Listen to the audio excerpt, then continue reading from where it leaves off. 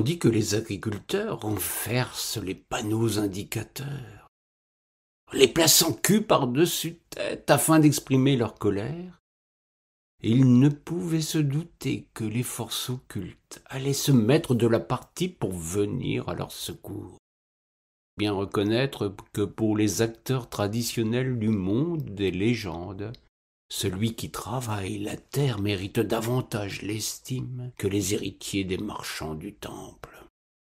Tout avait pourtant commencé il y a bien longtemps de cela, en une époque où les chasseurs-cueilleurs n'étaient qu'une hypothèse incertaine, tandis que leurs héritiers, les paysans éleveurs, échappaient encore aux prévisions du grand Créateur.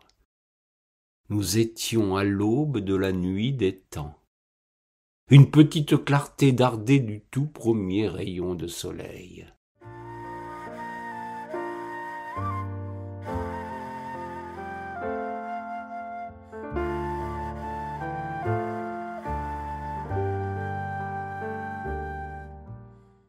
Sans qu'il ait pu profiter de ce spectacle magnifique, un bon génie, bon tout simplement parce que le tirage au sort l'avait astreint à ce rôle, quand dans un futur sans doute très lointain, les circonstances viendraient à le sortir de sa prison dorée, une lampe à huile, un des instruments les plus utiles lors de cette période primitive, et qui pour l'heure, au lieu d'être mis au rencard avec l'avènement de l'astre solaire, était remisé comme réceptacle à génie.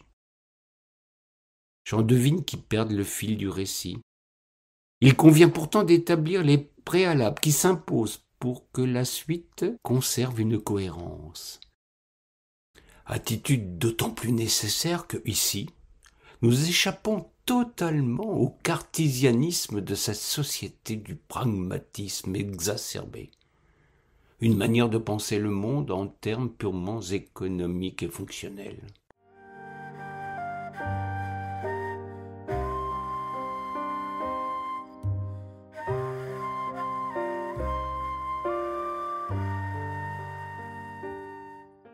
Albert était donc ce bon génie que son maître avait condamné à une réclusion sine die, une forme de peine compressible puisque vécue dans le cadre étriqué et exigu d'un des tout premiers moyens d'éclairage.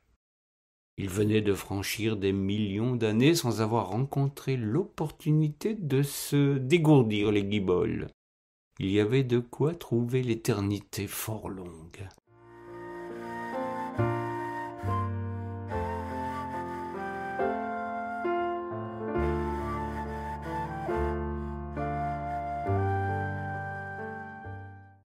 Tout vient à point à qui sait attendre et qui bénéficie dans le même temps d'un faisceau de conditions favorables qui défie outrageusement les lois des probabilités. Une génisse, abandonnée par un éleveur qui avait délaissé sa ferme pour partir la clé anglaise à la main afin de déboulonner les panneaux d'entrée dans les communes. La clé anglaise. Je tiens à le porter à la connaissance des béotiens et autres sceptiques, n'est en rien le fruit du hasard. Quoique d'un usage moins précis que la clé à pipe ou son homologue à tube, elle symbolisait merveilleusement les atermoiements d'une politique agricole européenne. Je ne vous ferai pas l'injure de pousser plus avant mon explication.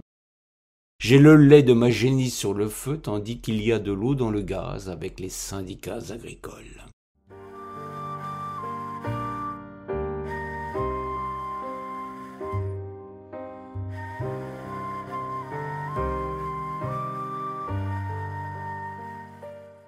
Revenons donc à nos moutons. En la circonstance, un bon génie et une génisse. Marguerite, tout particulièrement interloquée par la présence d'une lampe à huile dans sa prairie. La bête, ces ballots, en ignorait totalement l'usage. Il faut avouer que les stabulations modernes sont électrifiées et produisent même leur énergie par la méthanisation. C'est donc de manière tout à fait fortuite qu'elle libéra Albert de son cachot.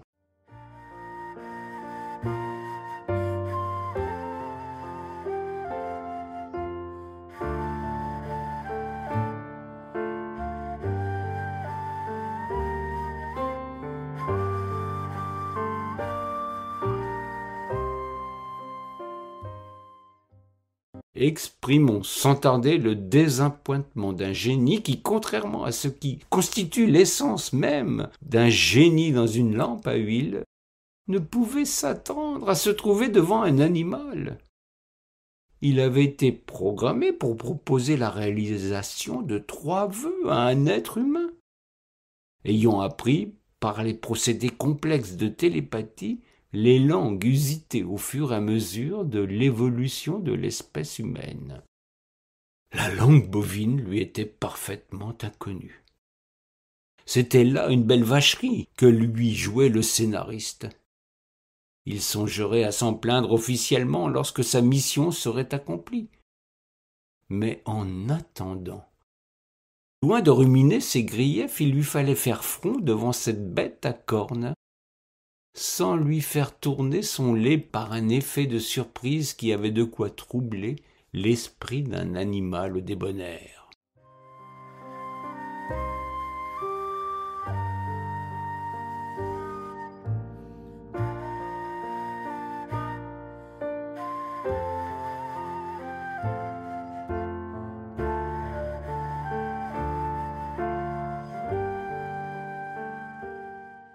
Bon génie qu'il était, Albert se souvint que dans l'alphabet sumérien, si bêta représente la maison, l'aleph, qui a donné l'alpha, est le bœuf.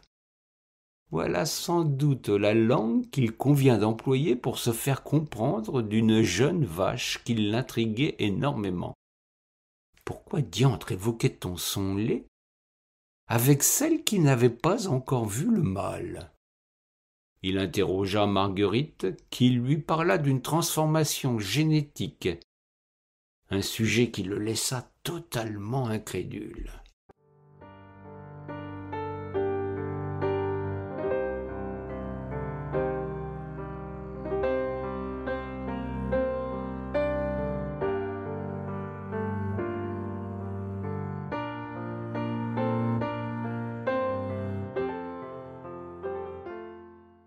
Proposer 3 vœux à un être génétiquement modifié risquait fort de le conduire dans une impasse qui ne serait pas sans conséquence pour l'avenir de l'humanité. Albert en avait pleinement conscience. Et marchait sur des œufs, ce que ne vit pas d'un bon œil la petite cousine sans alliance du bœuf. Décidément, tout partait à volo dans cette histoire.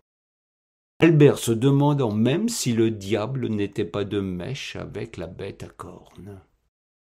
Marguerite, sur ce point, le rassura. Elle voulut même l'éclairer sur sa famille, en lui précisant les distinctions qu'il était utile d'établir entre veaux, génisses, vaches, bœufs et taureaux. Pour cet éclairage, il convenait de remettre de l'huile dans la lampe d'Albert, hélas, la crise énergétique rendait la chose délicate. Marguerite suggéra de remplacer l'huile par son beurre, en dépit des protestations de quelques diététiciens chafouins.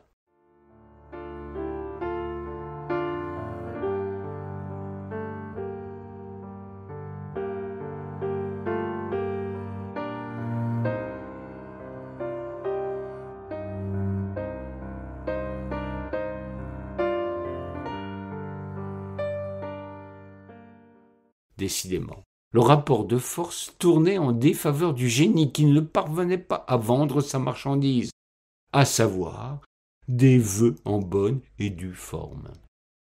La génisse trouvant systématiquement prétexte pour détourner la conversation, éludait cette proposition au profit d'un verbiage incessant qui saoulait le pauvre Albert. Faisant un grand effort sur lui-même, il relativisa les conséquences d'une anomalie temporelle qu'il l'avait envoyé dans un espace-temps qui remettait en cause bien des théories quantiques. Il entendit satisfaire la génisse, à moins qu'elle ne fût déjà une vache qui ne demandât rien pour elle, mais se fit la porte-parole de la revendication paysanne pour une juste rétribution des paysans et une agriculture respectueuse de la nature.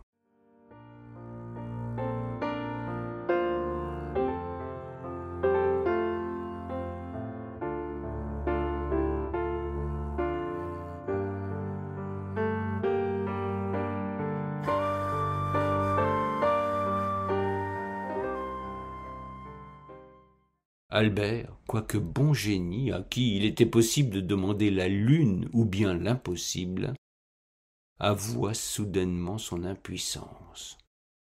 Voilà deux exigences qui sortaient totalement de ses attributions et de son cahier des charges, d'autant plus qu'il avait signé un contrat préalable à son embauche, lui interdisant d'interférer aux décisions politiques.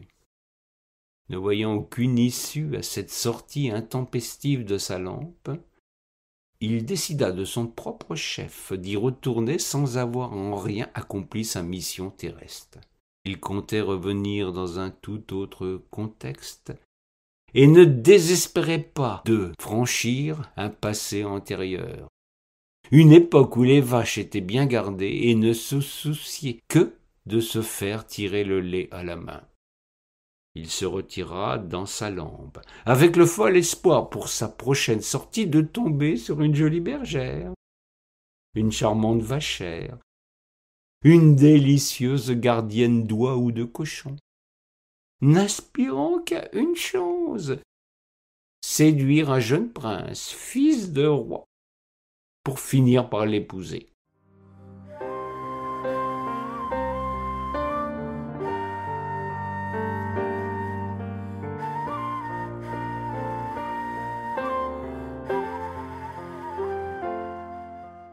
Voilà bien une perspective qui le ferait tomber sur le coup de toutes les accusations possibles sur sa représentation dépassée, son machisme déplorable et son sens des relations humaines lamentable.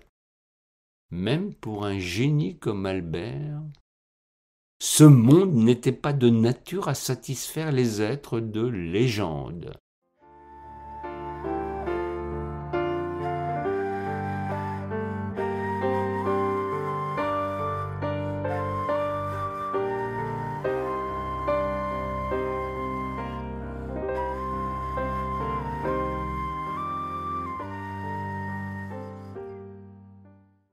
Les jeans ont leur place, mais simplement dans les magasins de vêtements dans lesquels on ne raconte que les 101 nuits. Le monde marche sur la tête, les tapis persans ont des trous d'air, et les fakirs sont mis au clou.